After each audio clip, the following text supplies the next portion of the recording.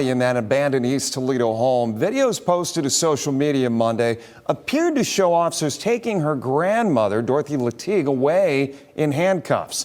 Police have since said that she was not arrested, and Dorothy talked exclusively with WTOL 11 Silver Barker about Kimani and what she says really happened between her and TPD. My first question for you, yesterday, lots of things was going on.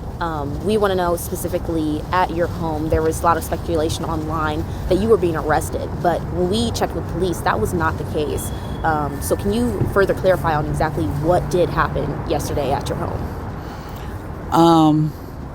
Well, I was called and told that there was a mob of people in front of my house. They were angry. It was more or less the people that were here earlier waiting to see if it was Kimani that was in the home. And basically some people from the neighborhood had contacted me and said that there was a mob in front of my house and they were talking about what they were going to do to me once I came home. So the police, the detective said that she would have a unit come out and help me get my things and more or less escort me off the property. I asked to be handcuffed just so they can get the away from my property. Are you scared? So no, I was never arrested. I was taken downtown, but I was never arrested. Are you scared for your safety right now? I am.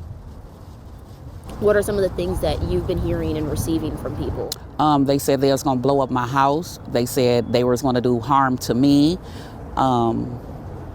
It's just been a barrage of different things that they've been stating.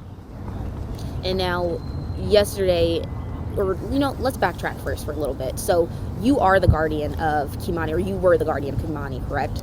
I am the legal guardian of Kimani. Okay. So in terms of taking care of her, when was Kimani placed under your care? A year ago. So you take care of her? She's been in my home for the past 5.5 years, but I just obtained legal custody of her a year ago. Were you and Kimani close? We were. What were some of the things, trying to think of her and paint a memory of her in a good light, right now with everything that's going on, what was Kimani like? Tell me a little bit about how Kimani was in the time that you've got to know her. Kimani was phenomenal. Kimani was a helper. Like, she was older than what she appeared to be. Like, you know how they say somebody has an old soul? She was that. She loved older music. She loved playing video games. She loved the friends and family that she was allowed to be around. She played basketball for Spring Elementary. She was highly intelligent. So I'd like to clear up the mental issue statements. No, she was not mentally ill in any way. We had her, assessed, and they didn't feel as if anything was wrong with her mentally. So that was not a issue. But back to Kimani, she would, like, say for instance, someone would come over and they had children.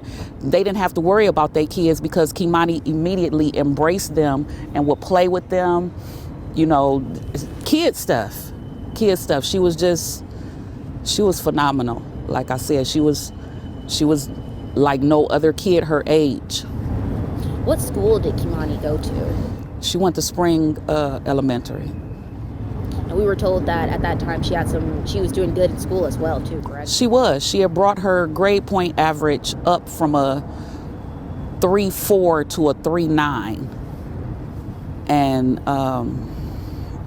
actually they were going to have an award ceremony for the basketball players today at 5:30, but when I divulged to them that she had passed, they've rescheduled it. She was going to receive her trophy for being, on the team and stuff. And she has a birthday that's coming up, correct? Her birthday is Friday. And she would have been turning 14. She would have been 14. Did you have any plans for her birthday?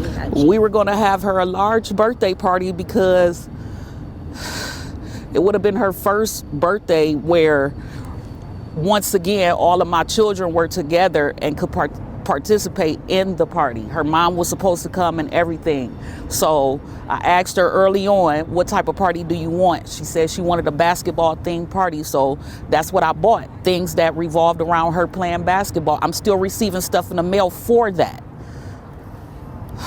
So there's been some confusion now in terms of when it comes to family, you know, who's her biological father, who is her biological mother, and then also was she in the foster care system? Can you clear up a little bit of all of that? You know, when Kimani was placed in your care, you know, when is the LCCS, who exactly did she come from, and how did she? She came from her other legal guardian.